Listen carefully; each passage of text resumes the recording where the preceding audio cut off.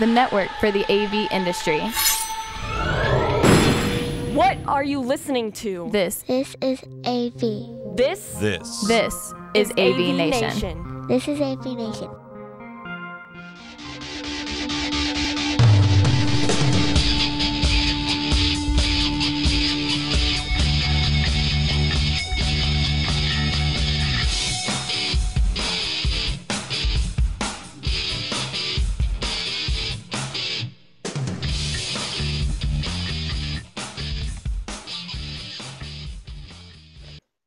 And welcome to this edition of The Live Life, the show for the live portion of the event and staging world.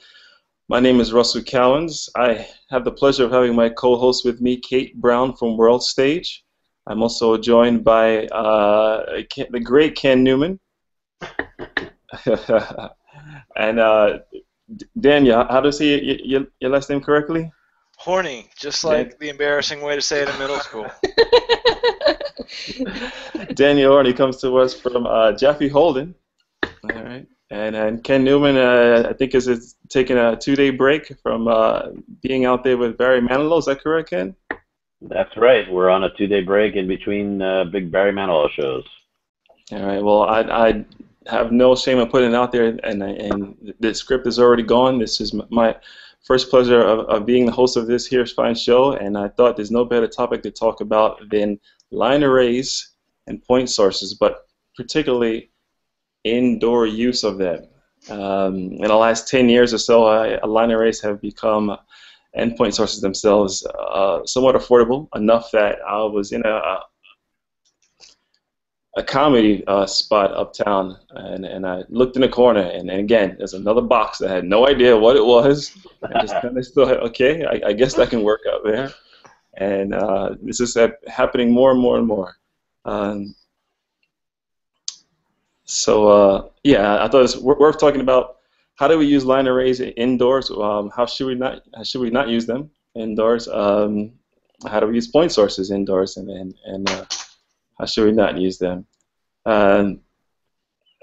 If you were out there thinking about buying yourself or bolstering your inventory with a particular box or a brand, hopefully your talk will give you something to go on. We can talk anywhere. There's no better place to start than what happens when using a line array or a point source after the grill. What is it that goes on in the space that we're trying to give sound to the ears after the grill of said speaker? What is the difference between a line array and a point source? Anyone can take that. Well, line arrays don't adhere to the laws of physics, right? Like that's magic.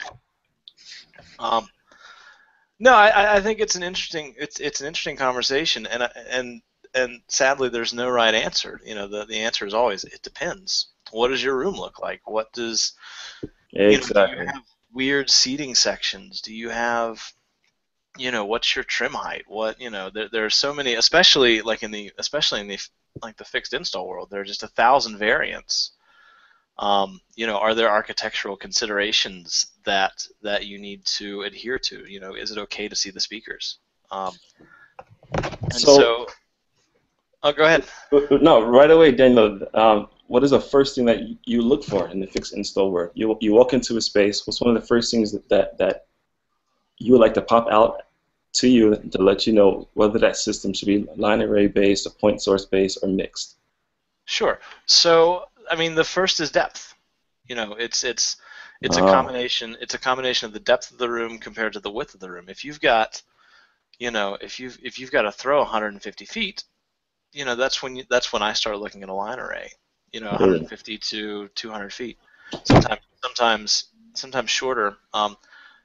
But the width of the room also has so much of an effect on it. There are very few line source boxes that have decent pattern control in the horizontal, which in arenas is great because it gives you less of a need for outfills.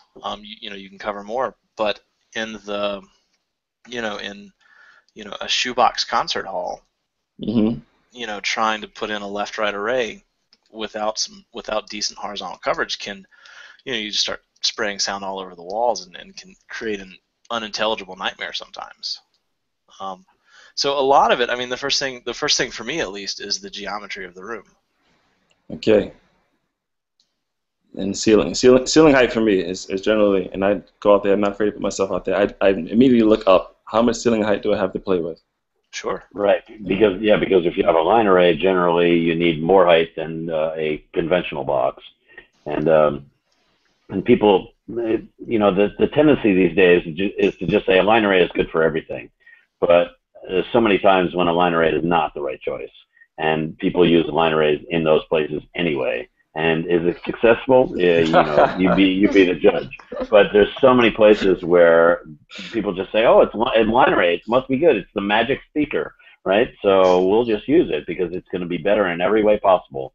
But when line arrays first came on the scene, they were used. I remember one of the first venues was Radio City Music Hall. Now that's a great place for a line array because all the seats are a reasonable amount distance away, and the furthest seats are pretty far away. You get that semi-near field feel even in the furthest seat away, and all the advantages of a line array come into play in that venue. But like you said, in a smaller venue where the balconies are 20 feet away from where the speaker has to hang, that may not be the right thing for a line array. So especially you've got to figure it out. Especially considering that when you start contending with balcony overhangs, that in addition to the line array, you've got to deal with a under balcony fill system, just to keep to kind of deliver sameness. Right.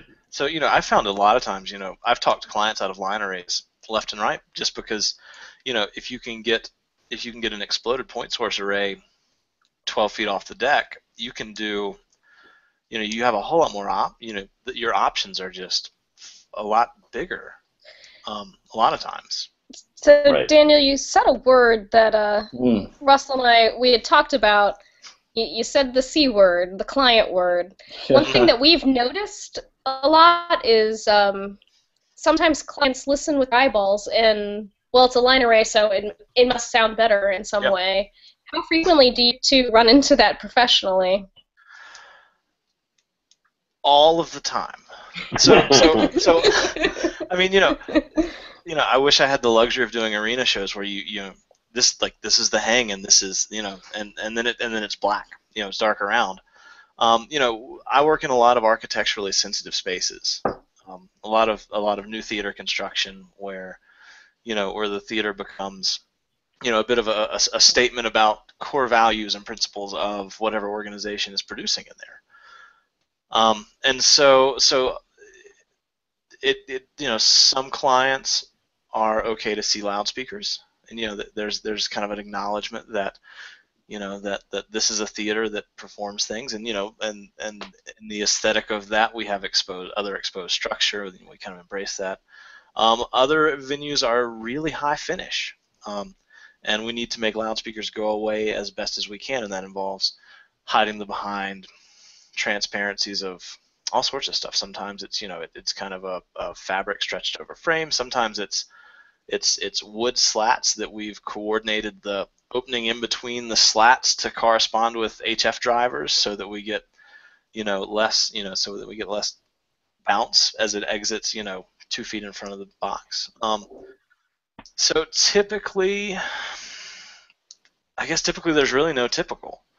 I've had architects tell me that I have that they would prefer to have a line array just because it's big and it's a much weightier thing visually, but it's just one narrow column and then it goes away. Whereas an exploded point source, you've got a box at 10 feet and then another box at 20 feet to cover the balcony, or it's a more compact center array, but it's not as sleek looking.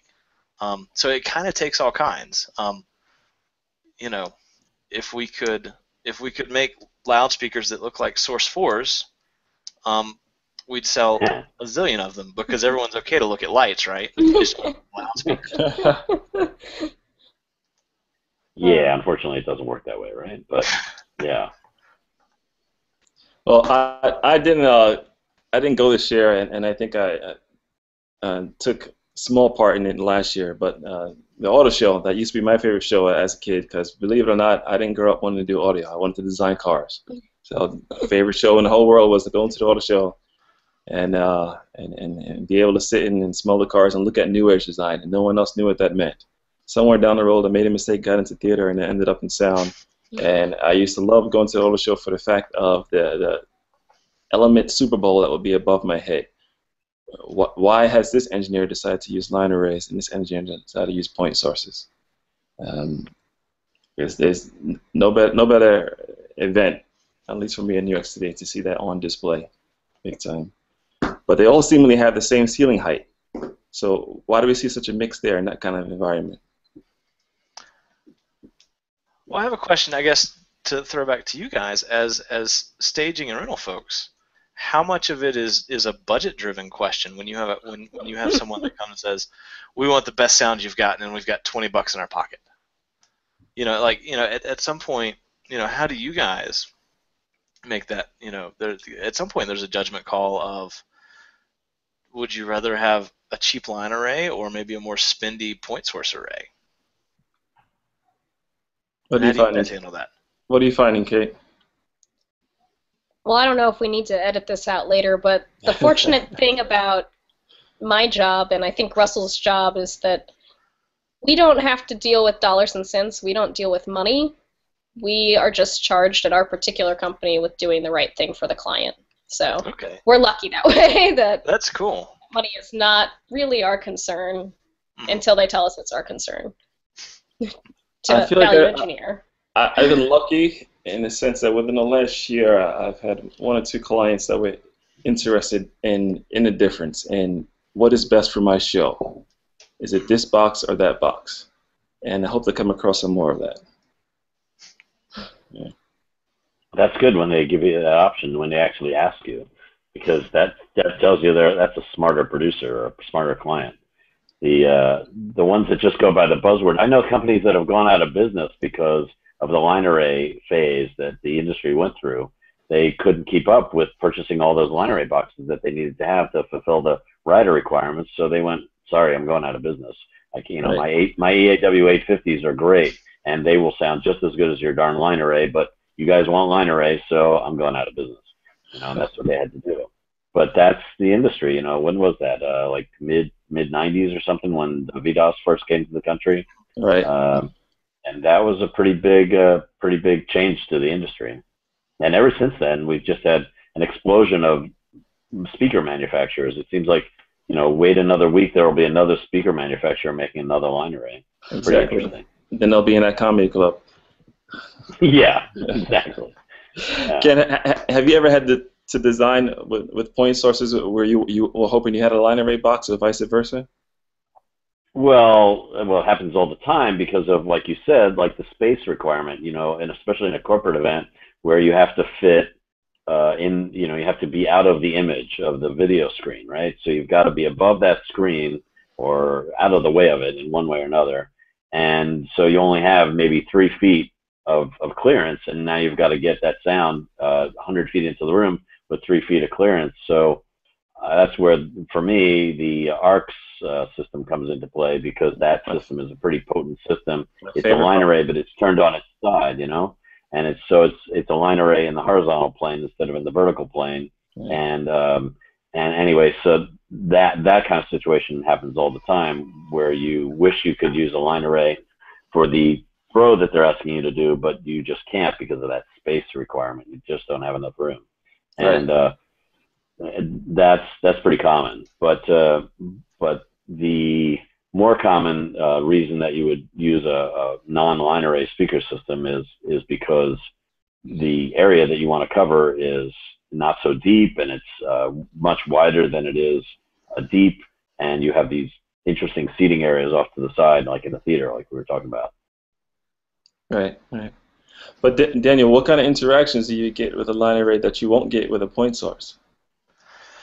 Well, I mean, every time you add another element to an array, to whether it's an exploded point source array or a line source array, anytime you add another driver, it introduces complexity. And now, I mean, you know, when you talk about kind of the big three that manufacture line source arrays, you know, they've got controller amplifiers and they've got software that does a lot of the work for you in terms of low frequency coupling, in terms of, you know, figuring out all of the math that goes into that. But on the lower end of the spectrum, where you don't have those controller amplifiers, a lot of times you can get yourself into a lot of trouble really quickly if you think that you need a line array, but you don't know why you need a line array. Right. You know, or where you say, you know, I've run into people before and they say, I need a 3-box line array. And it's like, well, that's not really a line array at that length. And so you get all this complexity in the same way that, you know, in a perfect world, you know, every point source array would be a compact point source array. So you're minimizing, you know, tight pack everything. So you minimize, you know, weird interactions. Right. You know, and Ken started talking about ARCs, which is a really kind of interesting box. You know, and you know, L Acoustics has ARCs and ARCs WIFO, and I guess Meyer's still doing the JM1P, which is kind of a similar concept. Mm-hmm. That is basically this hybrid. It's kind of a line source, but really it's more just a tight packed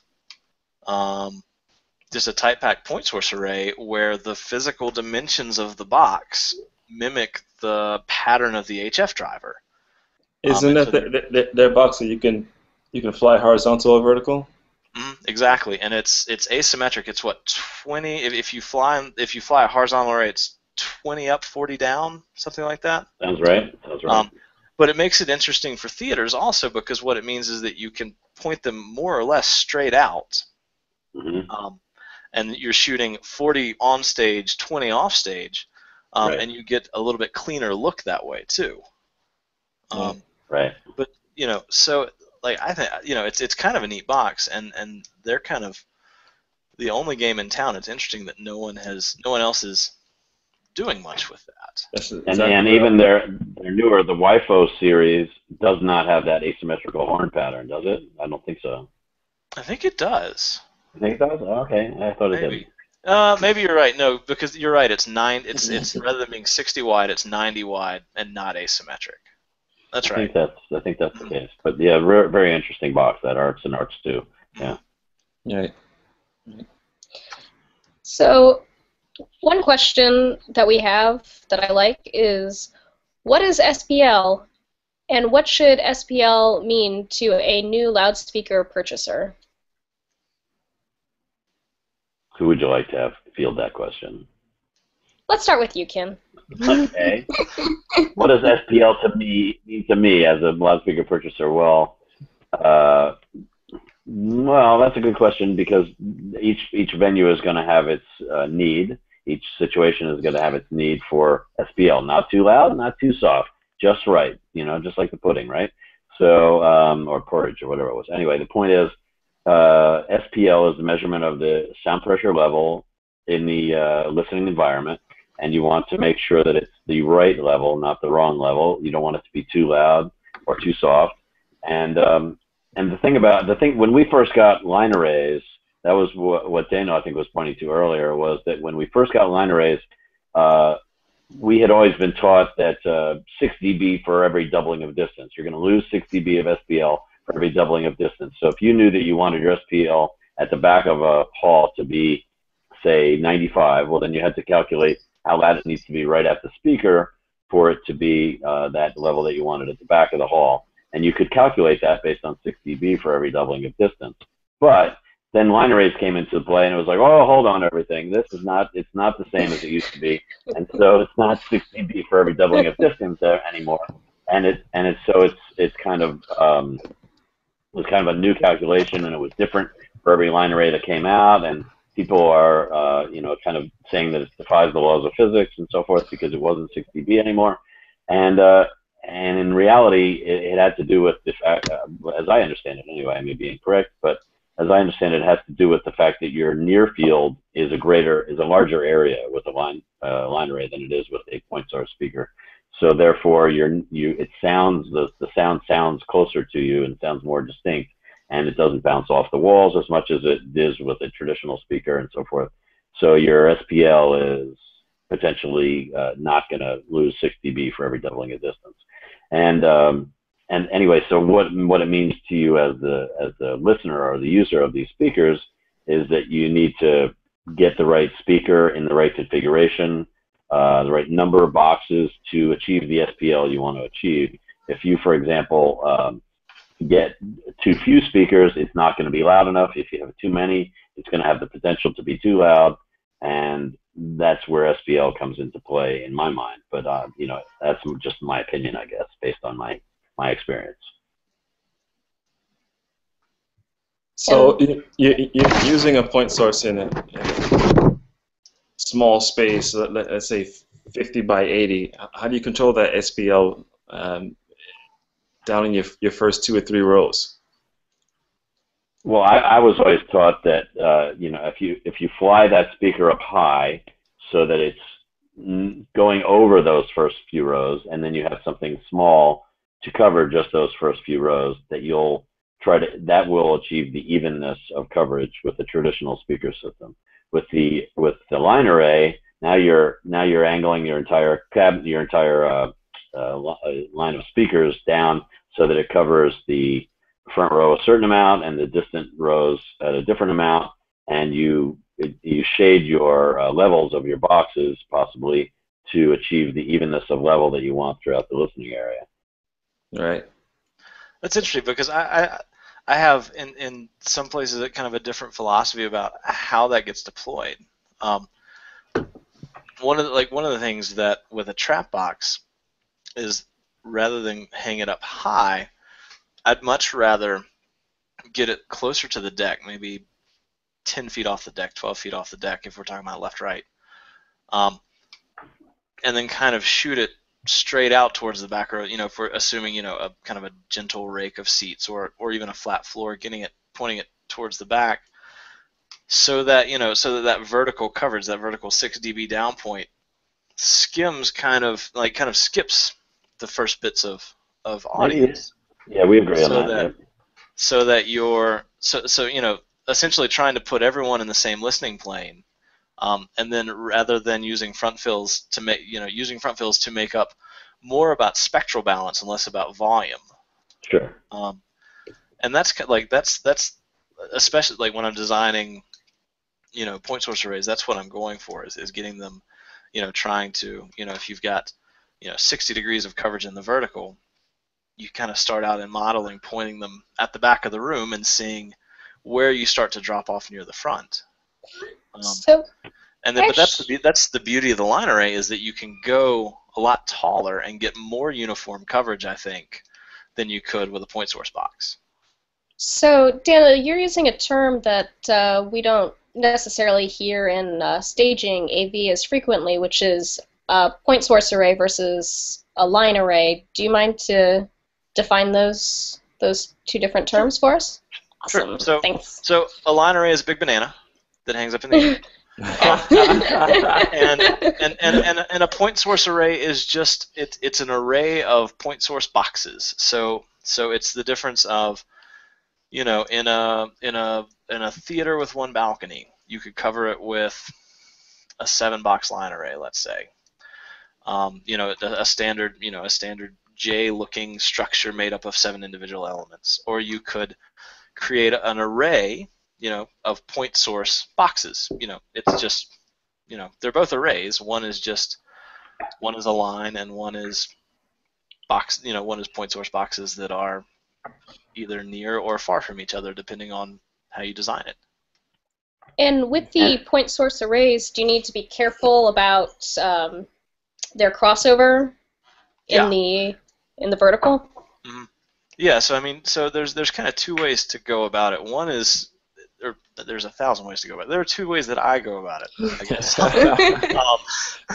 The first is to tight pack them.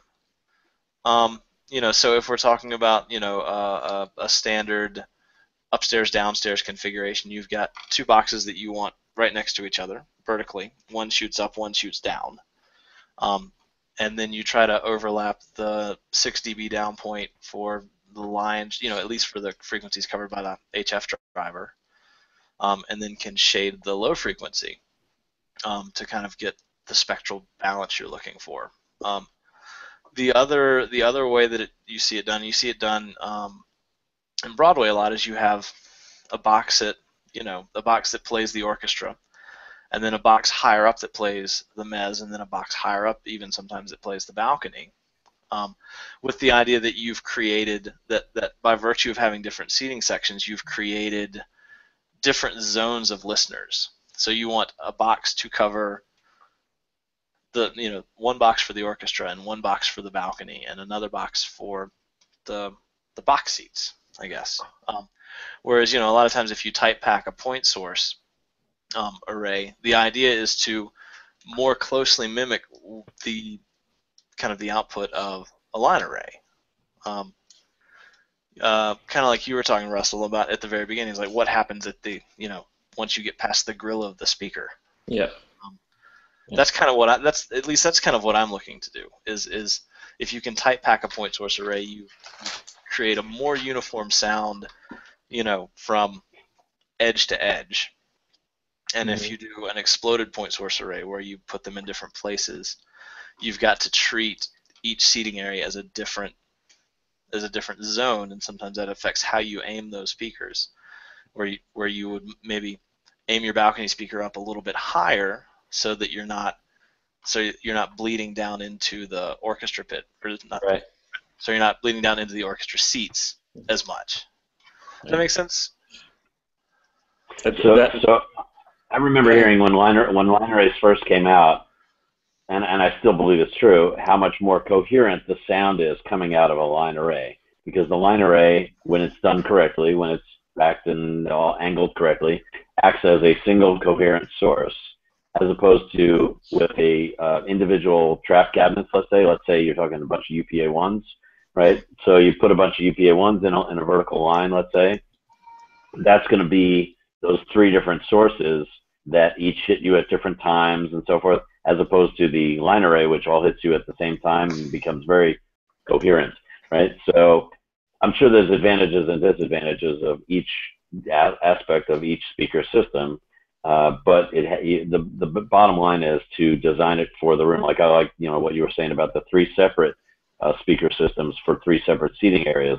That way you get that speaker right in the near field for every listener, and that can be really advantageous. And they're not going to hear the other speaker that's down there lower. They're not going to hear the other speaker that's up higher. They're only going to hear their one speaker because the other speakers are so much quieter where they're sitting. And so that's a perfect example of where a line array is not necessarily the best thing to use. But anyway, the thing is that that the coherence level of a line array is supposed to be so much greater, because it's like we used to use non-line arrays all the time and slam a bunch of cabinets together. And one of my pet peeves was with 850s or MSL3s or UPAs was when people would butt those cabinets right next to each other and have a huge overlap of high frequency. And when you got on that seam between the two cabinets, man, was it bright. But then when you got to the middle of the cabinet, that's what you wanted to sound like. So I always insisted that they got those cabinets at least a little bit apart. And some of our cluster hardware was able to do that.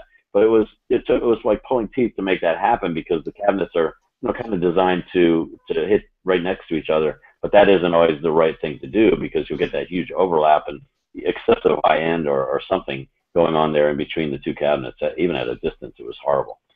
And it's funny because that actually plays into kind of visual expectations from loudspeakers as well. And exactly. You have one loudspeaker that's going this way and one loudspeaker that's going this way. The coverage is perfect. Like you're overlapping that theme right in the center, and it just looks like it sounds bad. Yeah, exactly. Yeah, that's exactly right. That's why people were reluctant to do that. Yeah. I swear this is not completely off topic, but it may help to bring it on back home. Is there anything that goes out the door when using a point source or a line array outdoors? Are there any rules that happen? This is for someone who may be approaching an outdoor festival and they got a bunch of boxes and they're going to take it outside. Are there any rules that we follow with line arrays and point sources that go out the door when being outside? I think The answer could be no. Line arrays are good outdoors. They're great outdoors because they're just in free, in air. There's no walls or ceiling to get in their way, so to speak, acoustically. But if you have, trap cabinets that you want to use as delays, that is perfectly fine. There's nothing wrong with trap cabinets as delays or even as the main system, but you limit the number of boxes that each person hears, just like in the multi-layered theater situation, so that there's not so much comb filtering and other ugly sounds that come when you get a bunch of cabinets next to each other. Right. Yeah, I agree with Ken. I think, if you're talking about a small outdoor festival where you need to throw 75 feet, a trap box is reasonable, but any festival of size, any outdoor venue of size where you've got a festival lawn, there's a line array is just going to outperform any kind of point source array, 1,000 times. Yep. Right.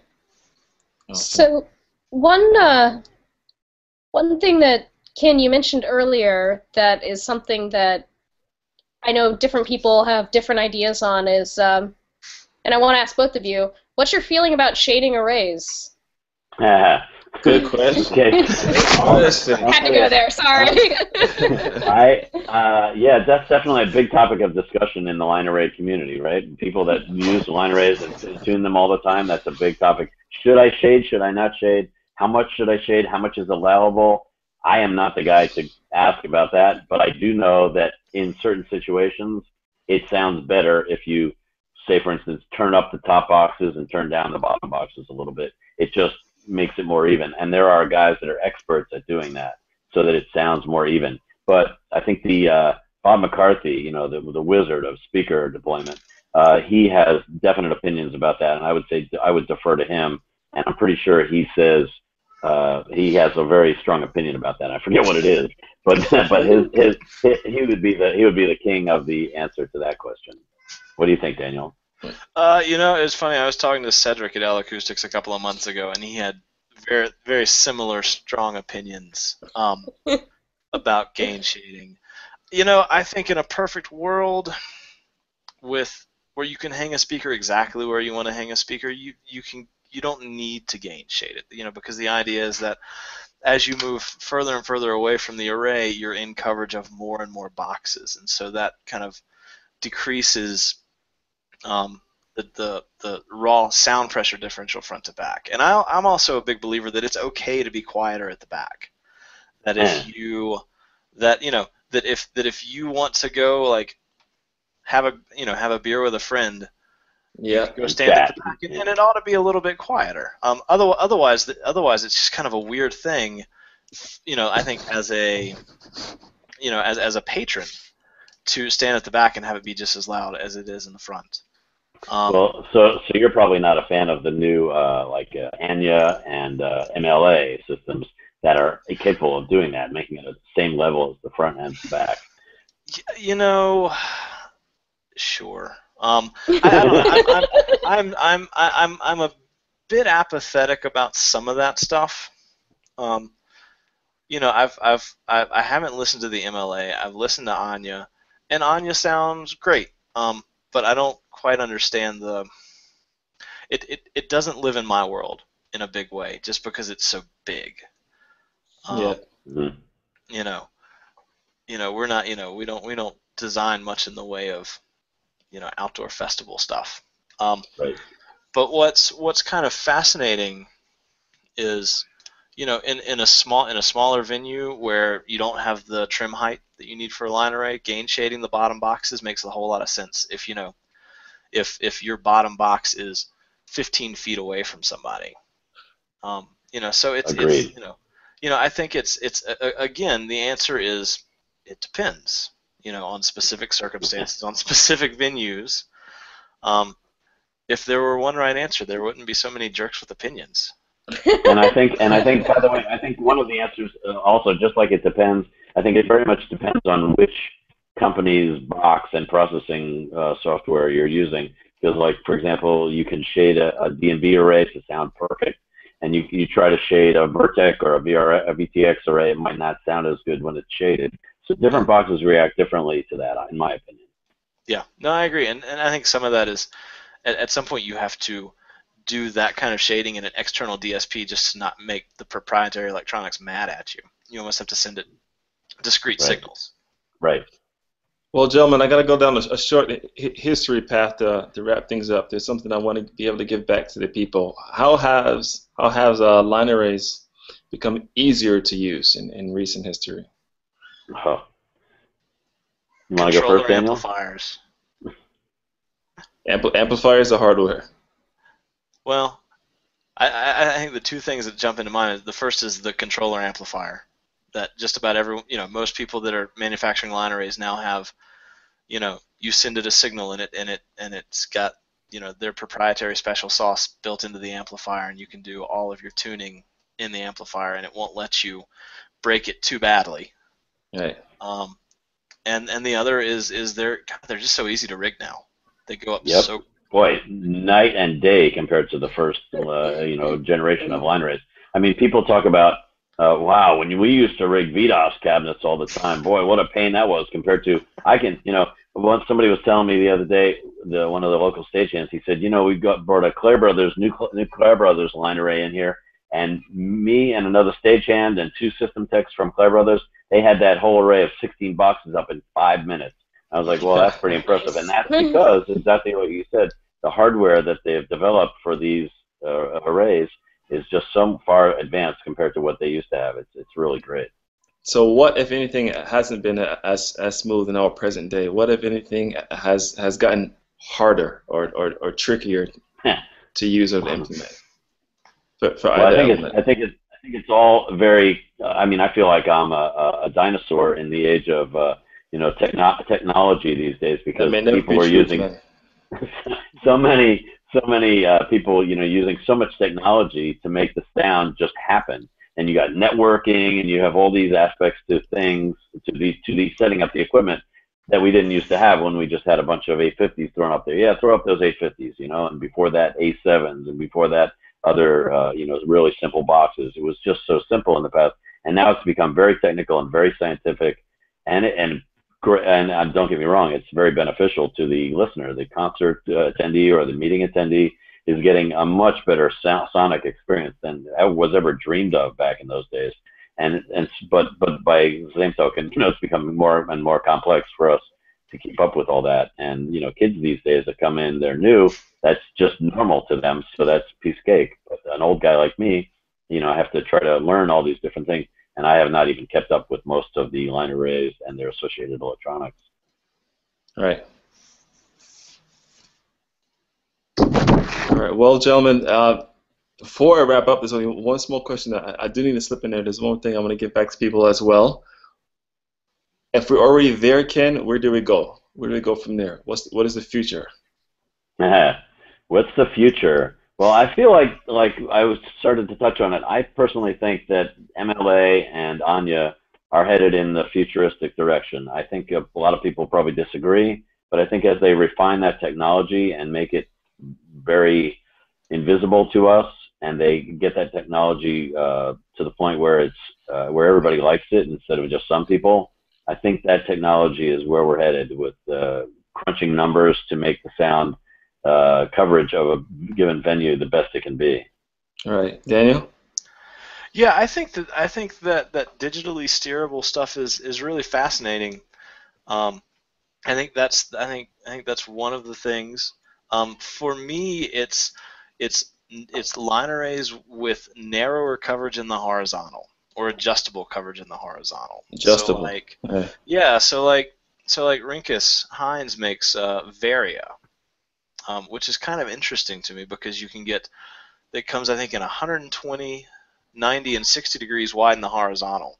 Mm-hmm. But they also have like a transitional box that, so you might have two 60s up top, and then a 90 degree, but in between the 60 and the 90 degree you have a box that goes from 60 degrees up top to 90 at the bottom. Like outline. Yeah, so something like Outline. So like that's kind of intriguing to me, or even just a traditional line array box with different widths. So like the like Y from DMB, you can get it in 110 and 80. I think are the two options. So you can take your 80 to put 80 degrees in the balcony and 110 in the stalls, and it gives you more options. It makes it more deployable in small situations. Right. Well, gentlemen, Yeah. my head is certainly spinning. Give me enough to dream on. Before we send you guys off, you want to tell them where you can be reached at for any questions? Go ahead, Daniel. Oh gosh, I am so non-digitally inclined. You can email me, I guess, at danielhorney at gmail.com, or find me out on a hiking trail in Boulder, I guess, is where I spend most of my days. I'll see you there. Okay? Nice. And my website is newmanaudio.com, NEWMANAUDIO.com. Find me there. Yes, indeed. Kay, any last words? Nope. Thanks for joining, everybody. Yeah. Thanks, guys. This was fun. Yeah, All right. it's Very great cool. to have both of you. All right, very cool. Everyone, thank you for joining us in this episode of Alive Life. This has been a broadcast from the AV Nation TV. All right, give me 1 second. Hold on. The network for the AV industry. What are you listening to? This This is AV. This is AV Nation. This is AV Nation.